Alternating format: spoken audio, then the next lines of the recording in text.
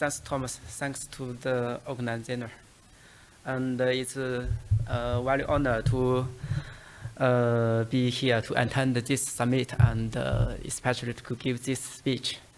And today I will my topic is introducing UACCE of DPDK, UACCE bus of DPDK. First, I will outline what is UACCE in DPDK, and then I will introduce the UACCE's design philosophies and user scenarios, and then the performance. I think that the DPDK is most focused on performance, and the latest I will introduce and what we could do and the next. The UACCE bus in DPDK was upstreamed in the latest version and 24.3 version, and it's a foundation basic modules, and you could build your own drivers based on it, and you just to register your driver by RTPMD codes and macros. And the next is the usage examples, and here I just you could pass your device and prefix UACCE, and then with the char device names of the device. The char device is created by the kernel modules. And so, what is UACCE? The first is the kernel modules. And it was upstreamed in the next kernels and for version 5.7. And its full name is Unified User Space and Access Intended Accelerator Framework. It's just a framework, and it's targeted to provide shared version addressing through SVA between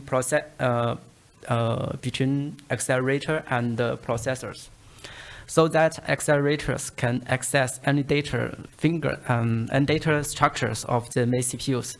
And we could see on the upper right fingers, and that the device can access the same address of the CPUs, and so that there is no address translation, and so that is the softwares on the CPUs and could also invoke just like an API to let the device to do some special task. When we design the UACCE, there are three core objectives. The first is performance. We need to perform user space DLAC I/O and DMA without system invoking and cross-layer copies. The second is that we want to simplify usage. There are two parts. The first, the user space version address can be directly accessed by the device, just like invoking a normal API. It will simplify the user mode and the application programming. The second part is on-demand resource usage, so that you do not need to take over the entire device. As we know that the Wi-Fi, it will take the whole devices. And the last objective is security, and it supports multi-process memory isolation. So let's see the overview of the designs, and I will start from the device drivers, and which is the device driver is also registered to the, for example, Accelerator Framework, but it also registered to UACCE subsystem. And in the registers, and it will create one device, char device, and for in the UACCEs, and also create items and in the UACCEs. And then the user space application, for example, in this picture, and the DPDK, and could open the char device to get the QFDs. And based on these FDs, and the DPDK could just, memory map and the regions that he wants. And maybe the most important part is the hardware doorbell region and also the DOS region. Later, I will introduce more. How does it work? The precious, I just say the trial device, and there are many. This slide I will introduce. There is a CCFS interface. The CCFS and is UACCE bus and include, and you could see on the upper right table. There are several interfaces, and the first is the API. It will show and what is the ability of these devices. The second is algorithms. It will show the accelerators algorithm supported. The third is the flag. It's just simplified. The current is the SVE flag. The next two field is the region size. The first is memory map and region size. Is doorbell, is the device and size. The second is DOS size. Is device user shell size. It's mainly used for QPLs. The last is the available insistent. The available insistent, it will show that how many resources left on this device. You could also see that in these pictures that UACCEs and it will interact with the LMU, and that is for APIs callings. And the first is just enable LPF and SVA. The next is that binding the device and then get PSIDs.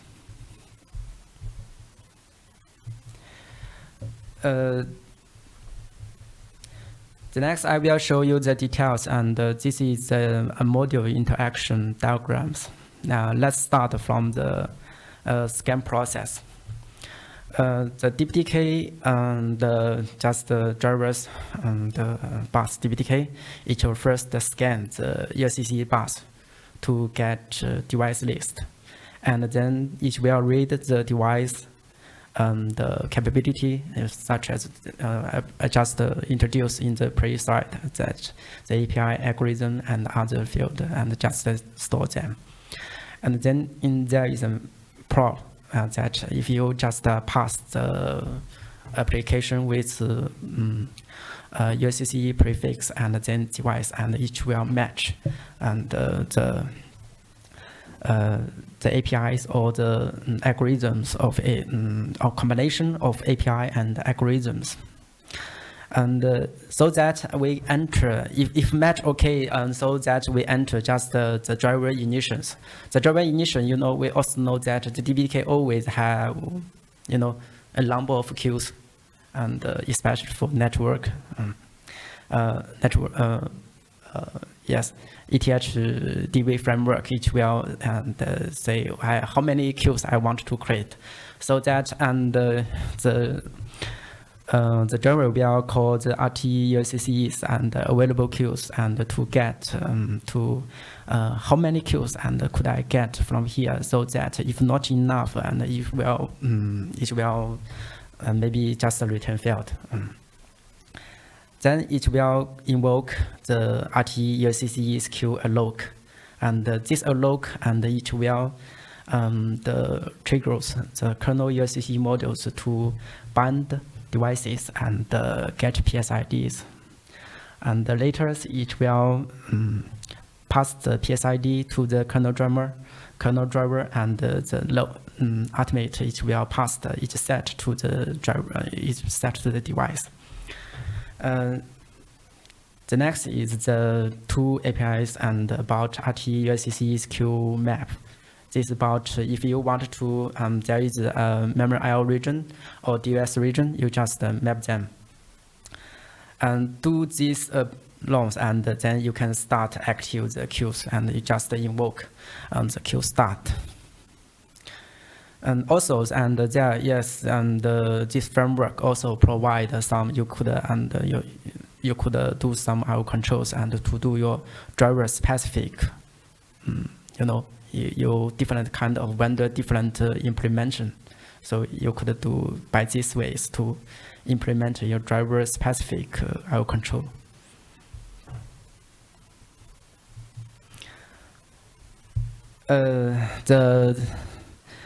After the above the initials, and we will make up the data planes, and this is the last data planes, and that shows one queues and in the user space, and the red regions is the doorbell region, and the gray region is the QPL region, and also the user data, and yes, they just mapped. The doorbell region and the QPL region are shared and are mapped to the users, so that user space and could directly read-write them. And also, please note that the queues interruptions also supported by the epochs, so that sometimes we could do some interruption. Maybe there is no packet, or yes, they could by epochs and just wait for the data to come.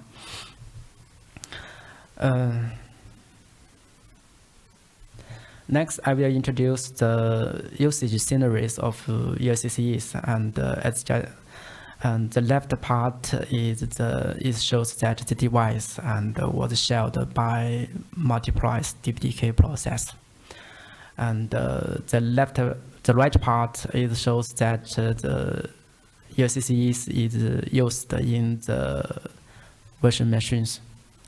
The right part is just the technology is called version SVA, and please note that version SVA is still ongoing. It is not currently available on the mainstream. It may need to the component of kernel and QML support.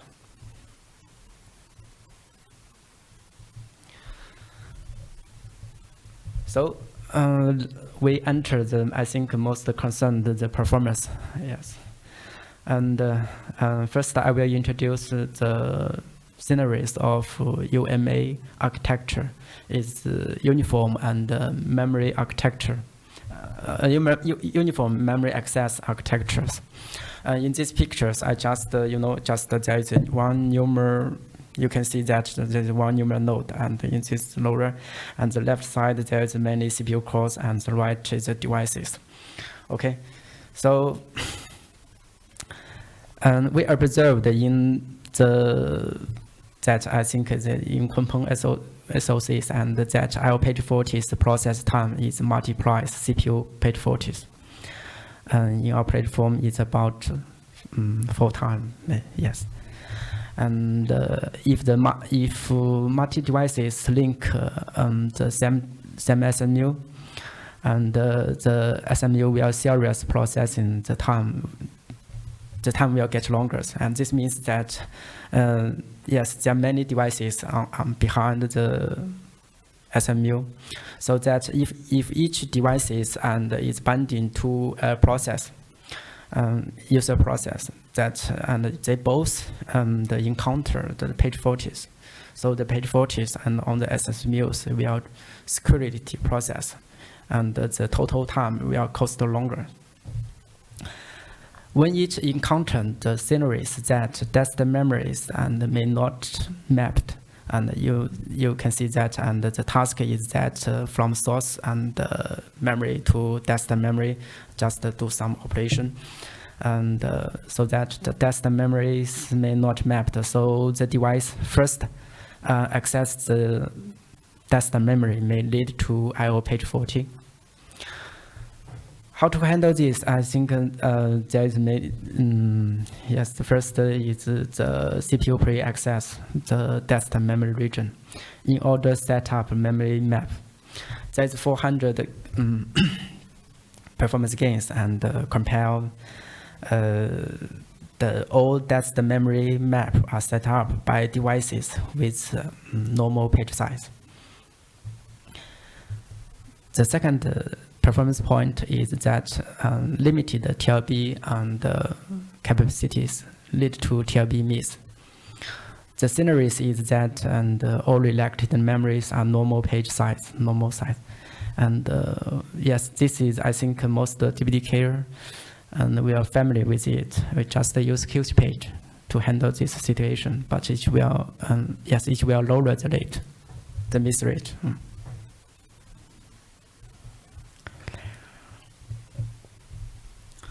The next is the SVA plus NUMAs. Yes, I think currently most mainstream servers are just numeral architectures, and each will face more challenges in these situations. And the first challenges is that numeral balancing, and numeral balancing is just will periodically mark the memories to force page faulties, and so that even you just already mapped, you just chose to just unlink the page fault, unlink the page map. There's also a fact that IO page faulties and interruptions may be routines, random numeral node. If it's a remote page fault, for example, the access, it means that accessed memories is located in on another numeral node. Then the page migration will happen. So the result will, the memories will cross numeral node and bumpings. It will lead to about 55 performance degradation in our test case.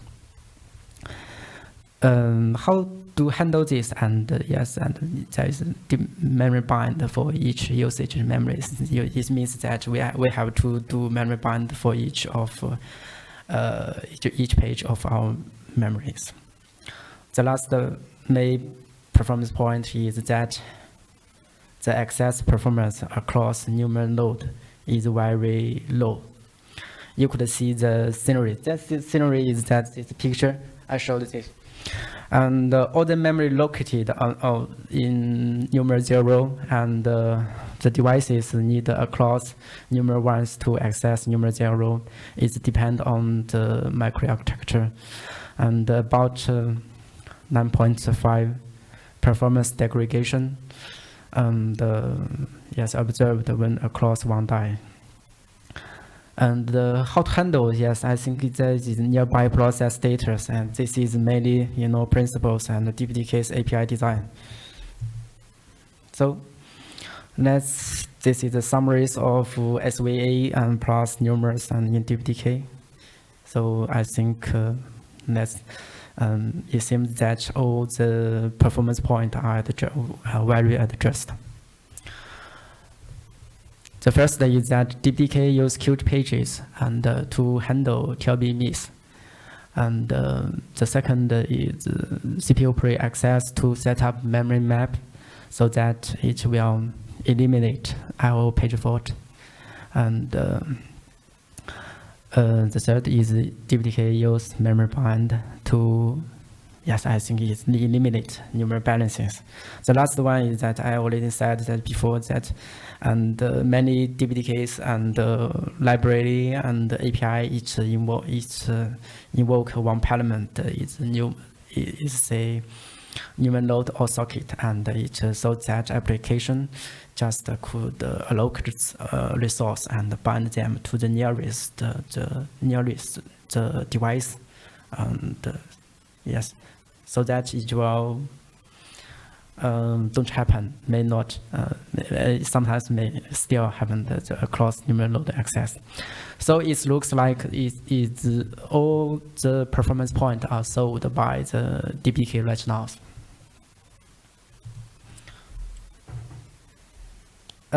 What we could do next? So what we have is that DPDK presume ultimate performance. Yes, especially later there is many performance patch, and I see it. And many system level optimization are implemented, including, for example, the operation system, the queued pages, call reservation, and also the DPDK libraries, APIs designs is include about RT threshold co-binding and memory management interfaces is special interfaces. It's based allocated from the huge pages. What we want? Yes, from the histories that I know of DPDK is that DPDK is always to evolve, to adapt new field, and it will from initial NIC and networking engines and driver to then come into the complex and crypto and maybe later the DMA, the other field, the many field. So what we want is to that accelerate more general scenarios, which may have it's no huge manual huge pages, no core resolution and binding, and no native. You just use native memory management APIs. So what we could do next, I think, with the UACCEs providing a basic framework plus future features in the kernel and other component, we could explore how to get good performance in a general scenarios. Yes, I think this is good, not the ultimate. So for sometimes, in application, we know that they just want to, and I want to have the min list and the modifiers. I don't want to adopt too many big amounts of work to change my software stack. So yes, I think this situation in more general is maybe we could maybe good performance, maybe just about 50% performance gain. The next insight to the kernel and the proposal about transparent huge pages. Okay. Okay, now let's go to the summary pages. And there are 3 points I want you to take away. The first, UACCE provide a unified accelerator framework. It provides high performance, simplified use, and securities. It's basic modules for just like WFIO. The second is UACCE plus DPDK could provide determinist high performance. The last is that UACCE could help DPDK to evolve, to adapt more general scenarios. Okay, this is the Q&A stage. So, does anyone have a question? Do you have any questions for Chengwen? No, sir. Okay. Yeah. First, I want to thank you because you and your team at Huawei, you are always innovating for DPDK. That's really appreciated. Thank you. So this is a great example of innovation. I want to understand which driver is working with this framework today? Yeah, which driver? Currently, there is in DPDK reservation is just a new upstream. Yes, currently it's not. But there is also, yes, there is another SDK, just act the same roles of DPDKs in our companies, and the name is UDK, and but it's it's another field. DPDK is very and there is very as I said before, there is there's many restrictions, and they must have binding huge pages and also do some co-bindings. So in our another software SDK UADK, it's just no need to do some co-bindings. Yeah. No need. Yes. Inside DPDK. Inside the DPDK currently, we plans to do later. So I suppose the Huawei driver is going to work with UACCE? Yes, absolutely. Yes, we hope that maybe my company is also do such a plannings, but and also we also encourage other companies and to consider. Yes. You have to do a lot of change in your driver to use it.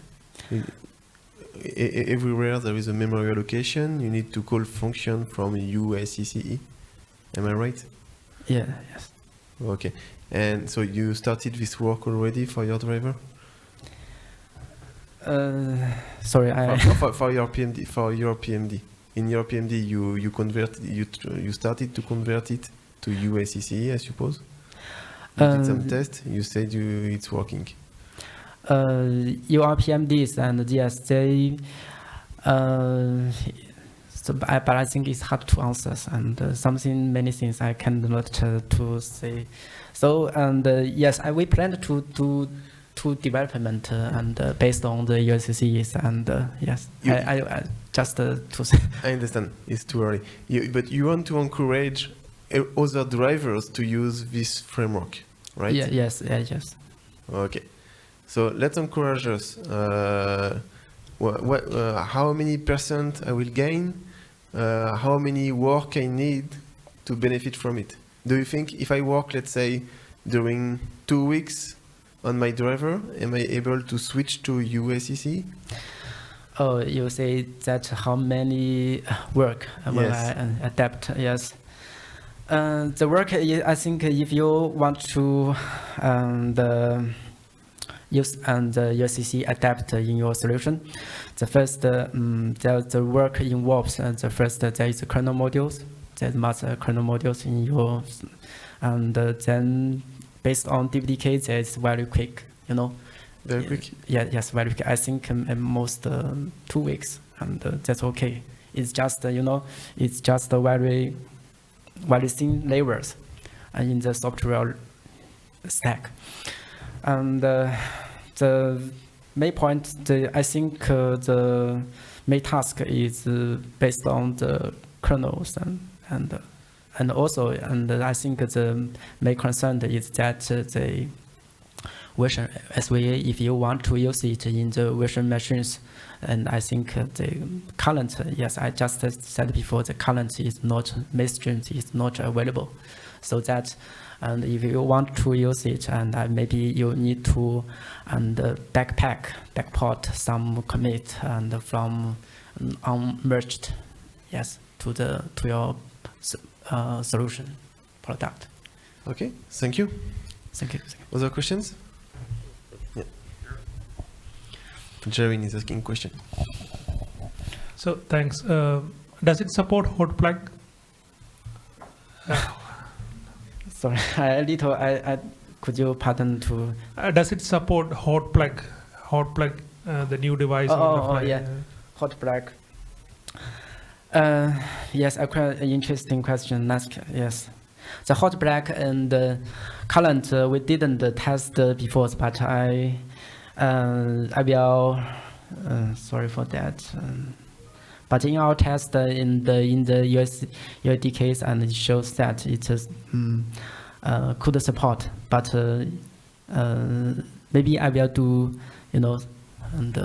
Yeah. Okay. So, what are the different Linux drivers are available now in the main tree, Linux tree, for using this bus? It's only Huawei device.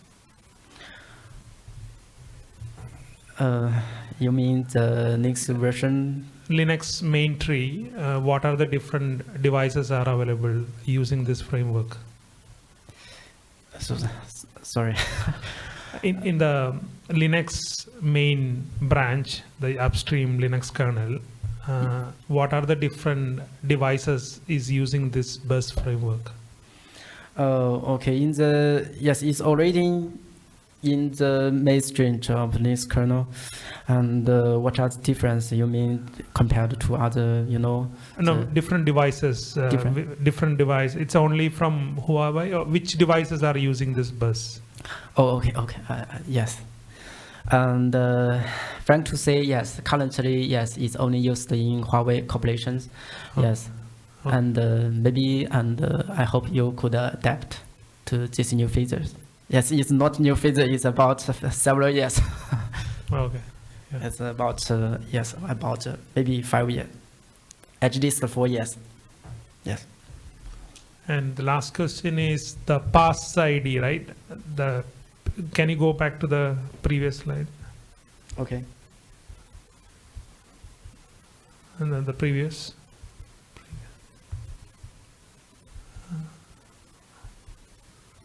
No, it's the passed value is per queue, right? Is this picture? No, I think it's okay. The passed value is per queue or per device? Per queue, right? Per queue. PASID, right? Passed. No. Oh, yeah. You mean this? This one? Right. It's per queue, right? No, Yeah. if you go the MMU, go slide before, meaning after. The The passed value is per queue or? The pass value queue. Maybe if I understand correctly, is that you mean there is a bus in the system in the CCFS. Do you mean is that It's per queue or per device? It's a bus queue. I think it's not private. Yes. Okay. Thanks. Thank you. Does anyone have a question? Any other questions for Chengwen?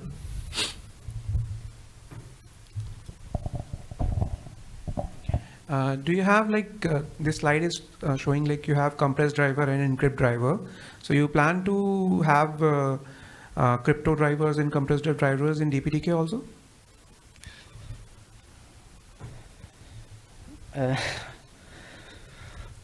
Sorry for that. I didn't get your meanings. And Okay, so in this slide, in the bottom left side, right, you have compressed drivers and encryption drivers, right? yes, there is. I just for examples. Yes, there is. And your companies, and we just have the accelerators and for complex and also for separators. Yes. Okay, so you plan to add new devices into DPDK with this bus? We currently didn't, because it's newly and upstreamed in this way in DPDKs, and we currently didn't use DPDKs UACCE and for the crypto for these devices. We currently didn't use it because and we before already in development just another software SDK to adapt to use it. Okay. Mm-hmm. Thank you.